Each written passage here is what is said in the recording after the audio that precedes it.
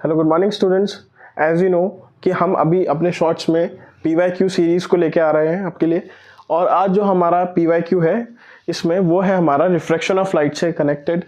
इसमें हमें क्वेश्चन में मेंशन क्या करा गया है कि एक रे ऑफ लाइट है जो कि स्ट्राइक होती है ग्लास स्लैब पे, एंड जो उसका इंसिडेंट एंगल बनता है वो बनता है 30 डिग्री। ये बात समझ आ गई। जब 30 डिग्री का एंगल इंसिडेंट साथ जो यहाँ पे मैंने डायग्राम छोटे से डायग्राम से आपको समझाने की कोशिश करी है, देन इन्होंने पूछा कि रिफ्रैक्टिव इंडेक्स क्या होगा उस ग्लास का जबकि जो एंगल ऑफ रिफ्रैक्शन बन रहा है उस ग्लास स्लैब पे जब इंसिडेंट बना, एंड देन रिफ्रैक्शन का जो एंगल आया हमारे पास वो 19.5 आया। तो ये पूछ रहा है कि भैया जब ये दोनों एंगल मैं आपको गिवन करके दे रहा हूँ 30 डिग्री एंड 19.5, तो आप मुझे इसका रिफ्रैक्टिव इंडेक्स बताइए।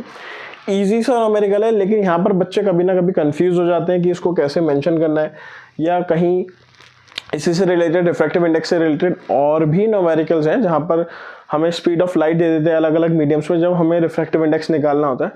तो उसी से कनेक्टेड एक अभी मैं बेसिक लेके आया, उसके नेक्स्ट शॉर्ट में हम इसको थोड़ा और डिटेल में समझेंगे। सो फाइनली इसमें आगे क्या कहा है कि इन्होंने हमें वैल्यूज दे दी है डिग्रीज की, जैसे 19.5 साइन की इन्होंने हाफ 1/3 वैल्यू दी है और साइन 30 की इन्होंने हाफ दी है हमें।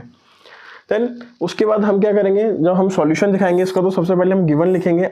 एंगल आई कितना है हमारे पास 30 डिग्री है, और एंगल आर कितना है हमारे पास 19.5 डिग्री है। उसके बाद अगर हम देखें कि थ्रू स्नेल्स लॉ क्या कहता है कि जो रिफ्रैक्टिव इंडेक्स होगा किसी भी मीडियम का वो बराबर होगा sine I upon sine R, और इन दोनों की वैल्यूज हमें दे रखी है 30 डिग्री एंड 19.5, प्लस हमें इसकी जो एंगल्स की वैल्यू भी गिवन है क्वेश्चन में 1/3 एंड 1/2। उन दोनों को जैसे ही हम यहाँ पे पुट करेंगे तो जब ये हमें पता है कि अपॉन में जो रेसिप्रोकल हो जाएंगी वैल्यूज, और 3.2 इसका जो फ्रैक्शन निकल के आएगा।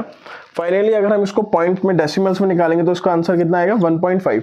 सो फाइनली क्या कह सकते हैं हम इस न्यूमेरिकल में कि जब एक ग्लास स्लैब जो कि एंगल ऑफ इंसिडेंस 30 डिग्री बनाता है और एंगल ऑफ रिफ्रैक्शन 19.5 बनाता है, तो ऐसे ग्लास स्लैब का रिफ्रैक्टिव इंडेक्स होगा 1.5।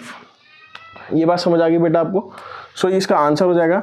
एंड आगे अगर आपको ऐसा लगता है कि हमें ऐसे ही न्यूमेरिकल्स और लाने चाहिए, अगर आपको किसी और न्यूमेरिकल में कोई डाउट है जिसे आपको लगता है कि हमें आपको समझाना चाहिए, प्लस किसी भी ऐसे टॉपिक में जो हमने पहले समझा दिया आपको कोई डाउट हो, तो वो आप हमें कमेंट सेक्शन में भी बता सकते हैं।